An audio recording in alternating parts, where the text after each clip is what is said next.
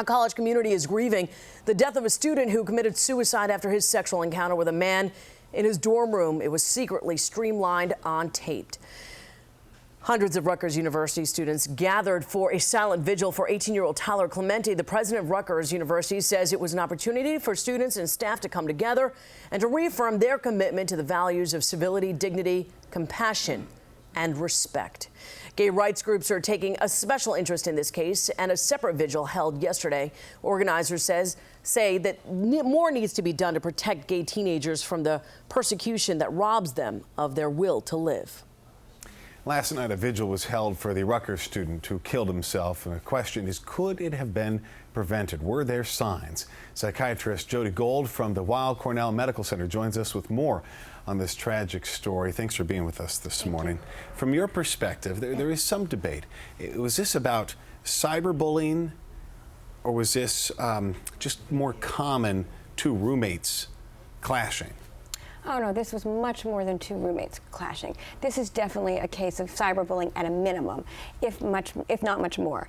I think it brings up two big points. One is that this is cyberbullying, and that cyberbullying isn't just limited to middle schoolers.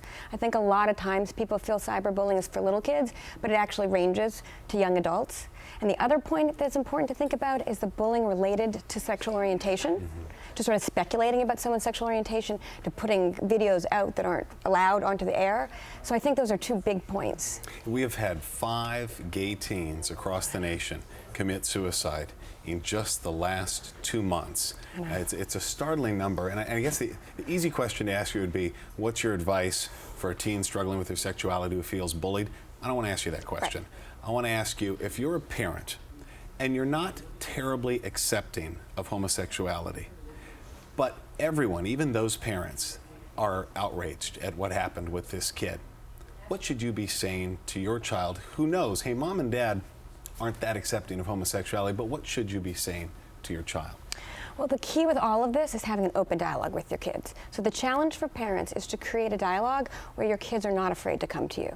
So the biggest way to do that is to be accepting enough that they're not scared to come to you. I mean, that's what I tell people about all cyberbullying, whether it's related to sexual orientation or not, is that if you feel intimidated, you feel harassed, or you just feel uncomfortable, you need to go to your parents. And your parents need to have some kind of open dialogue. The best way to do that is to kind of give your kids a free pass. Say, hey, if you'll come to me when you're feeling upset or intimidated, you're not going to get in trouble. We're not going to get angry at you. We just want you to be able to come to us. Charges in this case for these suspects are invasion of privacy. Right. Does that sound like the right charge to you? Well, I'm not a lawyer, so I can't really speak to the charges. Yeah. It's certainly certainly it's cyberbullying, certainly it's harassment. I can't speak to whether it's invasion of privacy. If you had an opportunity to work with this young man, what kind of journey and process would you have taken him on? The Tyler Clementi? Yeah. Well, it's so hard to know exactly what happened. I mean, it's terrible that he was a victim of this kind of cyberbullying. I mean, clearly what we want to do with kids that are coming out or exploring their sexual orientation is to sort of have a safe place for them to be able to talk about it. So if it's not at home, then maybe it needs to be in a therapist's office. But just having a safe place where you can explore whatever was going on for him, I don't think we really know. And if mom and dad are not necessarily equipped to do that, where should that safe place be? Who should that be? Well, that's when I encourage people to seek professional help. There's nothing wrong with getting a consultation. You're not committing to anything. And if you don't think you can handle this, but you love your kids, you want them to be safe, then get them some help. Ms. Gold is with the Weill Corneill Medical Center. Thank you so much for being here this morning. Appreciate your thoughts. And coming up later on this hour, we should mention we're going to talk to a mom from a cyberbullying organization which is trying to create change and eliminate that. So that's coming up as well. This is kind of our theme all morning long here. Thanks for being here. It's 7:10 right now. Suki? It's a theme that we're committed to. Thank you so much, Chris. We appreciate the insight.